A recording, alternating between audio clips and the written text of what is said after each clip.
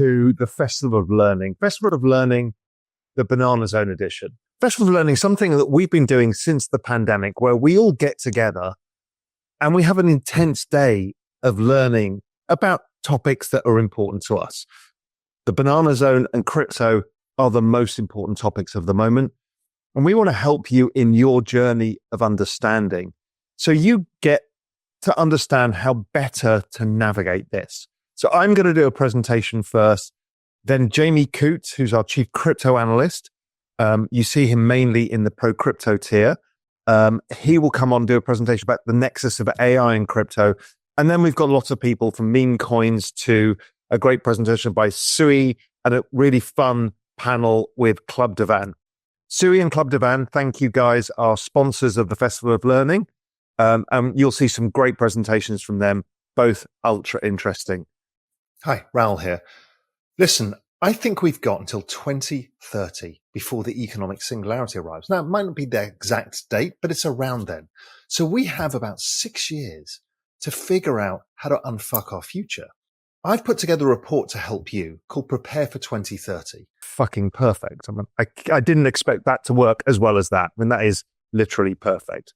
And that chart suggests that we go somewhere close to 110,000. Maybe we overshoot it, whatever it is, but into the end of the year before we correct. So this is the first phase of the Banana Zone. So how is it looking in markets themselves? Let's flip through some charts. Now, these were put together yesterday. We've moved around a bit, but Sui, which you know, A, the sponsor of this. B, as you know, I'm on the foundation of Sui, but as I've always said, I'm a mercenary with my capital. This has been one of our core recommendations in both Global Macro Investor and Pro Crypto, and it's been doing extraordinarily well. The short-term chart of this, breakout. Solana, here's a daily chart of Solana. Solana had a big wedge pattern, big consolidation, broke out. We're re-wedging right now. We should break out again into year end to follow that liquidity pattern, Banana Zone. Ethereum, this is the weekly chart of Ethereum. The weekly chart of Ethereum hasn't yet broken out, but it's very close. So whether we break out this month, which is my hunch, and then maybe retest in the January pullback from liquidity, or we pull back here for a bit and then explode through our long-term chart. And this is the weekly chart. And you saw the daily chart earlier with the inverse head and shoulders, stuff like that. So there's a lot of great charts that are lining up that say Banana Zone. In meme land, whiff, dog whiff hat, inverse head and shoulders, broke out, retest, next leg higher should come shortly. Jupiter. So Jupiter is it's kind of a leverage bet on Sol because it's a DEX on Sol. So more Sol activity, more Jupiter goes up. So it's broken out as well and looks very positive. These kind of wedge patterns that we see are immensely powerful. So this is beta to Sol. Another one that did a very similar pattern was MOG. It had exactly the same wedge and then it exploded higher, and it's been exploding higher since as it ended up getting listed on the major exchanges. So again, you can see these patterns. They're human behavior on a chart, and they don't all happen at the same time. This is the hard thing about the Banana Zone, is different things pop at different times. And you've always, trust me, always got the feeling you've got the wrong token. Then yours pumps, and then something else pumps. And you're like, do I chase this one? Have I got it wrong? They come one after the other, off the other. Then we get a big correction. And maybe in that bigger correction, it could be the majors correct and the alts explode higher. I'm not sure yet. We'll have to wait and see. I don't trade it. And we'll talk about that correction in a bit. Smoking chicken fish broke out of the downward sloping wedge pattern as well. So again, just more confirmation. Here's a leverage play on SWI, which is deep book, which is the liquidity layer for SWI. So the more, if you think of like the Jupiter idea, the more activity that happens on SWI, the more deep book is likely to go up. And it's like $180 million right now as an entire value. Now, if we're right about SWI, that it gets into the top 10 and potentially the top 5 in this cycle, well, the liquidity layer is going to be extremely valuable.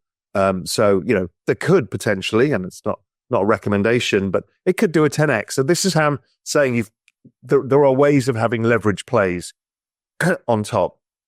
Okay, let's go back to the liquidity story. So the liquidity story here is, oh my God, and I've been sent this chart 1,000 times by people. Oh my God, what happens? Is it all over? Is this the peak? Is this the end? Do we get out now? What happens? What happens? Panic, panic, panic, panic, bullshit. Okay, we had exactly the same thing, everything code game that I've talked to you about. So the everything code game is very much at play. This is a phase, the early phase of the breakout. This year is the year of liquidity, and that's why the year ahead, and that's why the banana zone plays out so beautifully. So we talked about global M2 being driven by the dollar. So let's look at the dollar. And also rates is the other part of financial conditions and liquidity. So what we're finding is that the dollar, as you can see, and rates had moved away from trend. That was the strength that we saw. This is what creates the down move in global liquidity. Now, what's interesting is the Citi Economic Surprises Index, which is an index of whether the economy is beating forecasts or underperforming forecasts, says we should now have a period of underperforming forecasts because it was driven by the tightening of conditions from the dollar and rates. Now, obviously, we know if the economy starts underperforming forecasts, like we just saw the unemployment rate rise to 4.2%. Once we start to see things like that, and that's a really important thing to note. Most of the financial establishment hasn't understood this, but at Global Macro Investor, we have entirely led the way on this. We have thousands of charts. We have more in-depth research on that nexus of macro and crypto than literally anybody else on earth. And we're very confident in how this plays out. So when we go back to the price chart, hey presto, it's another wedge. This is the ETH Bitcoin weekly cross. If you remember when I started this presentation, I said, stop using too shorter term charts because all you'd see on Twitter is ETH's terrible. It's falling and it's just going to underperform forever. Look at the big picture. ETH basically is the same level versus Bitcoin that it was in 2017. It has held value over time, which is very important. It shows the Lindy effect, that this thing is around and it's here to stay. So what we're doing is bouncing off the bottom channel now, just as the ISM is about to pick up. And we either break that wedge, which is a big deal, because that would be ETH outperforming Bitcoin even further, or we stay in that larger range, but get to the top of the range. My base case is we break out and ETH outperforms. Now, I know nobody can believe that right now, but ETH is a very different beast to Bitcoin. ETH is a platform. It's a compute platform. It's a storage platform. That's why I found Sui, because it was outperforming pretty much every token. You might find something else. Again, don't go too far overweight, away from the don't fuck this up thesis. The way to ride the banana is sensibly. It will all play out. Okay, so here's our macro seasons in this impossible to see chart. And if you've got color blindness, you're totally fucked. But I'm sorry for that. But here we go we're in crypto summer. Crypto summer finishes with the start of the banana zone. So we saw it well in 2020. 2016 was great. 2012 was great. But it is crypto fall where the real action starts. If we look at 13, it was ridiculous. 17 was ridiculous. 21 was a weird one.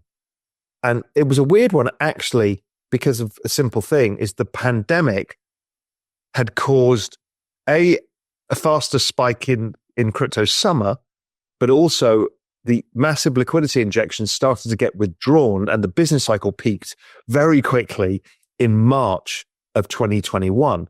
And so we had liquidity peaking and the business cycle peaking in March 2021, and that stopped the second leg of the rally, the phase 3 of the banana zone, from really extending. The real wealth is actually made not by trading the cycle, but by running multi-cycles, because it compounds over time.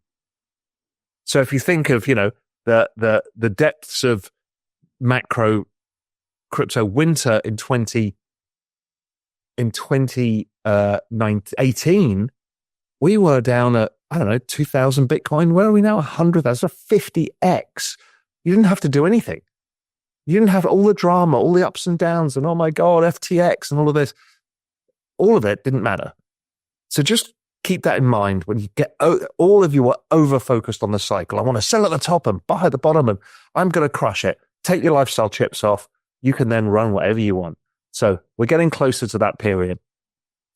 Here is the comparison when you put them all together, the last two halvings and where we are now.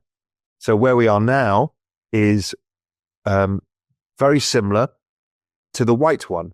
And the white one is the halving from the 2016-17 cycle. Okay, what should I do? This looks terrifying. Oh my God. Again, please, it's fucking noise. Don't fuck this up. It says expect 30% pullbacks. So please do not start thinking, how do I hedge this? Do I top out? Do I sell mine up and buy them lower? What you'll do is you will lose out and you will miss the rally because you've overcomplicated a simple trade. The simple trade is do nothing. So please think about doing nothing. We also don't know if Bitcoin falls, whether alts take that pause and everybody focuses on altcoins and alts rip higher.